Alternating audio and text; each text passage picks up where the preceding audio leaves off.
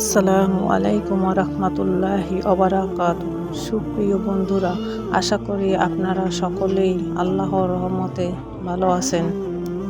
ফজরের নামাজের গুরুত্ব। নামাজের উপকারিতা জানলে জীবনেও নামাজ মিস করবেন না। আমি আপনাদের অনুরোধ করব ভিডিওটি একেবারে শেষ পর্যন্ত দেখার জন্য। প্রিয় নবী হযরত মুহাম্মদ সাল্লাল্লাহু আলাইহি সাল্লাম ইরশাদ করেন, কিয়ামতের দিন সর্বপ্রথম বান্দার নামাজের হিসাব হইবে।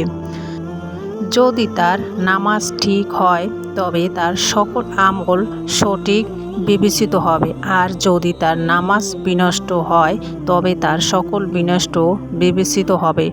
অন্য নামাজের তুলনায় ফজরের নামাজের গুরুত্ব অনেক বেশি, কারণ যে সময় সবাই প্রায় ঘুমের ঘরে থাকে সে সময়টিতে আরামের ঘুম থেকে ভেঙে সকাল সকাল উঠে নামাজ আদায় করা সবার জন্য সহজ নয়।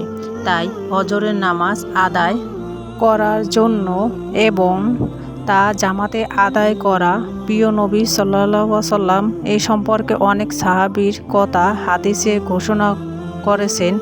1 নম্বর জাহান্নাম থেকে মুক্তি, 2 নম্বর জান্নাতের সুসংবাদ। সুবহানাল্লাহ।